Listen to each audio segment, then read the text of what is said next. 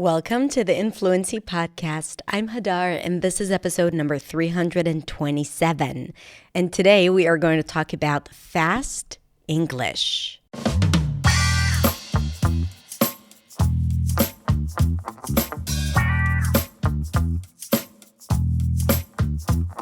Hey everyone, it's Hadar. Thank you so much for tuning in for another episode. So a few weeks ago, I published an episode about why you need subtitles, and it got viral. A lot of people commented for all sorts of reasons, which was really cool and interesting. But one of the things that a lot of people mentioned was that it was hard for them to understand native speakers, especially when they spoke fast. And by the way, if you want to check out that episode, it's episode number 311 on the podcast about why you still need subtitles. And yes, the fact that it feels like native speakers speak really, really fast is one of the reasons. There are two other reasons that I cover on that episode, so go check it out. But today I want to go deeper, dig deeper, as I like to say, into this concept of fast English, because I want to talk about why it feels like we always lose track of someone who is speaking fast. And is it really fast? Or is it the fact that words are connected and reduced, which affects how we perceive the words? And I kind of gave you the answer. Well, yes, this is a big element of that. But also, some people do speak fast. So it's not just about understanding those reductions. It's also training our ears to listen differently. And this is what this episode is about. And I hope you're going to enjoy it. And if you do, don't forget to rate and review the podcast. And you can also reach out to me at hadar.accentsway on Instagram because I'm available there as well. All right, let's listen to today's episode.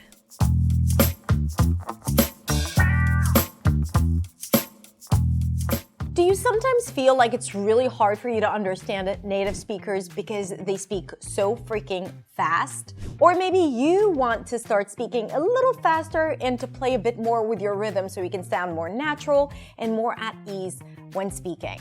If that is the case, then this episode is absolutely for you because we are going to talk about fast English. Not understanding native speakers because it feels like they speak fast is a challenge that a lot of non-native speakers experience. And I want to give you some tools to help you deal with that and along the way, level up your own fluency, pronunciation, and confidence. In this episode, I'm going to first talk about why it's so hard to understand native speakers when they speak fast. Then I'm going to give you some tips and exercises that you can do to help you develop that and improve and understand fast speakers better. And lastly, I'm going to share a quiz to see if you can actually understand fast English. And if not, then everything I'll be sharing today is going to be extremely helpful for you to improve that. If you're new to my channel, then hi, my name is Hadar, and I am here to help you speak English with clarity, confidence, and freedom. And all the things that I share with you here on my channel are things that I have learned on my own, and I am excited to share that with you so you can have an easier way in reaching confidence, clarity, and freedom. Check out my website for more at hadarshemesh.com, or you can find me on social media, Instagram, TikTok, LinkedIn, and Facebook. All right, so let's get started. Why is fast English so hard to understand? There are a few reasons for that. First, because of reductions. In English, some sounds and words are reduced. So what you expect to hear is not exactly what you are going to hear. For example, if we're thinking of the phrase, what do you want? It's not what do you want. When we think about it in writing, it's very clear. But when we hear it, it sounds just like one mumbled word. What do you want? What do you want? I am not going to go. I'm not going to go. I'm not going to go. So in English, everything is reduced and connected. Now, I talk a lot about the reasons for it. It's the prosody of English where less important words, aka function words, are reduced to allow the important words to stick out, like content words, nouns, verbs, adjectives, and adverbs. Also, when we think of the flow of English, we see that words are connected together and grouped together in thought units, right?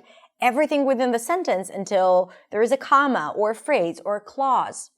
and everything there is connected, and that connection makes it hard for the brain to understand, especially if you're used to reading the language and you're expecting to hear the words separately. So all of a sudden, it's not separate when you hear it.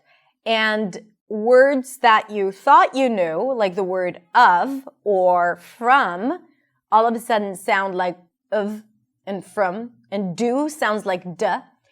And the brain refuses to connect what you hear to how you perceive the word that has a completely different vowel.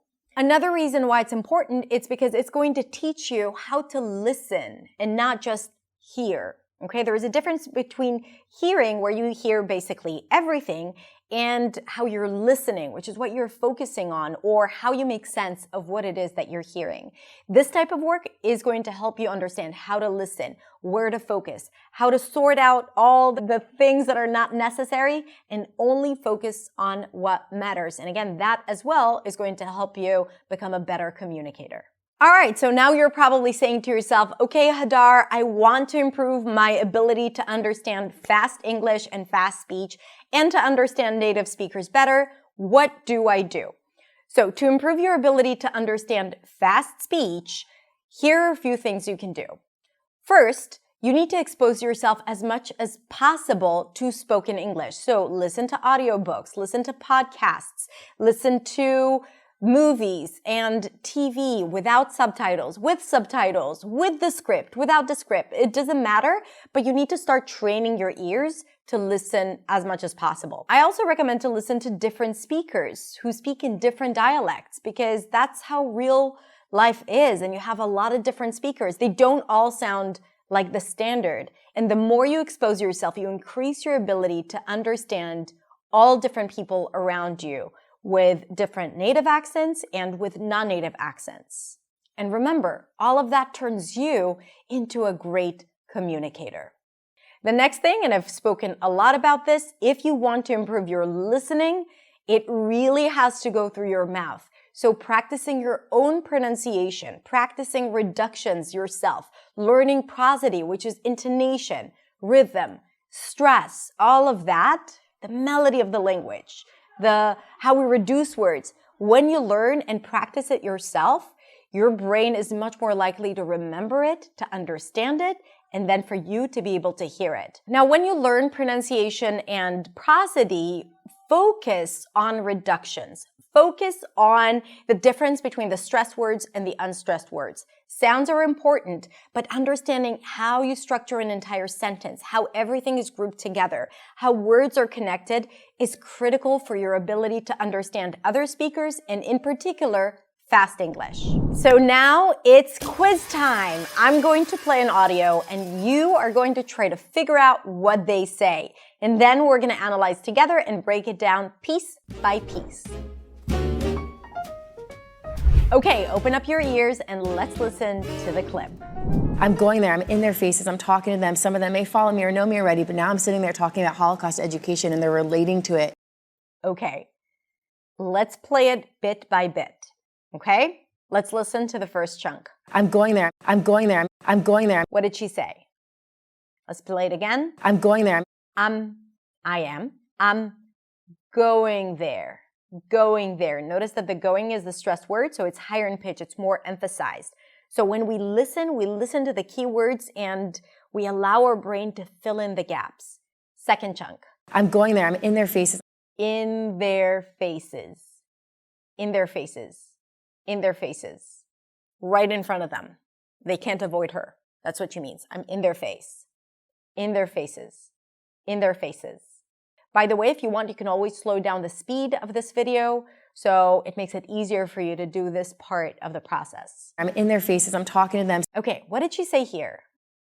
Let's listen again. I'm talking to them, I'm talking to them. So here we have quite a serious reduction. I'm sure you can hear the word talking, and then again, your brain can start filling up the gaps, right? Talking to whom, right? Talking to them, talking to them. Talking, so the T of the two becomes like a D sound. Talking to them, talking to them. The word them that we expect to hear with a strong TH and then an S sound, also reduces. Talking to them. Some of them may follow me or know me already. What did she say here? Follow me or know me already. Follow me or know me already. Follow me or know me already. But see how everything is connected. Follow me or know me already. Follow me or know me already. The or is completely reduced. You can barely hear it. And you might think that she's saying a completely new word. Know me or. Know me or. Know me or. What's know me or? Right? But it's not a new word. You know these words. Try to break it down and try to understand what are the key words that are stressed and trust your brain to be able to fill in the gaps if you're not sure of the words that you actually heard.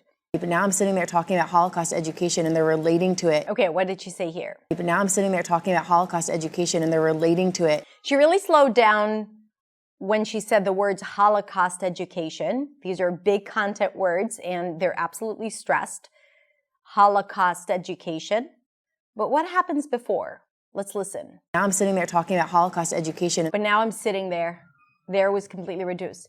But now I'm sitting there. Now is stressed, so it's clear. But now I'm sitting there. Now I'm sitting there talking about Holocaust education. Notice what happens to the word about. I don't think I can even say that. At. They're talking about. Talking about. They're talking about. Talking about. They're talking about Holocaust education. Talking about Holocaust education. It is so reduced. She literally skips this word and it is okay because it's still clear. Talking about Holocaust education.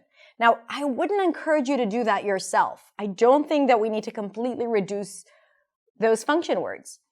But I need you to understand that this is what happens and I want you to start recognizing it and also trust your common sense when trying to figure out what the person's saying. Holocaust education and they're relating to it. The last part, she slows down and they're relating to it. And they're relating to it. All right, let's look at another clip. And it's like an episode of Netflix where like they basically compete and they eat the ghost peppers and then they talk about this thing that happens to their stomach after. It's like a lot. What did she say? I know it's out of context, which makes it harder, but let's listen again. And they eat the ghost peppers and then they talk about this thing that happens to their stomach after. And now let's slow down the speed. And they eat the ghost peppers and then they talk about this thing that happens to their stomach after. It's still a little fast. And then they talk about. And then they talk about. And then they talk about this thing that happens to their stomach after. This thing that happens. This thing that happens. This thing that happens. This thing that happens. To their stomach after. To their stomach after. To their stomach after. Can you hear it? To their. That is absolutely reduced. To their stomach after. Because it is so reduced, no wonder it's hard to understand.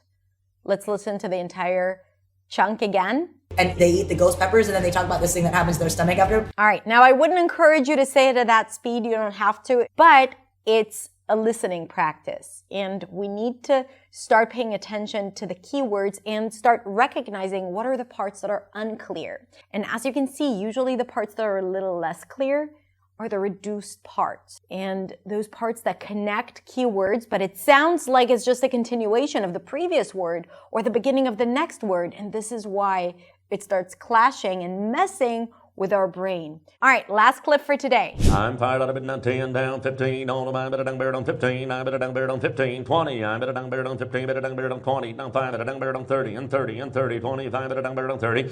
I'm gonna give this to you as homework, okay? All right, that's it. So today we've learned what is fast English and why it is so hard to understand native speakers who speak fast. Then we learned why it's important to improve that. Then I gave you some tools and tips on how to improve that on your own.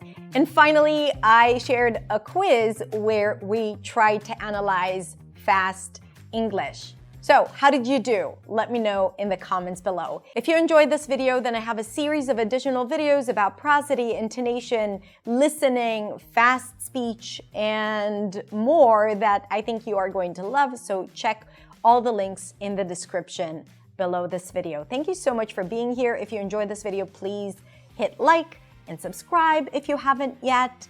And come check out my website because I have a lot of free stuff for you at hadarshemesh.com. All right, have a beautiful, beautiful rest of the day, and I will see you, whether you speak fast or slow, next week in the next video.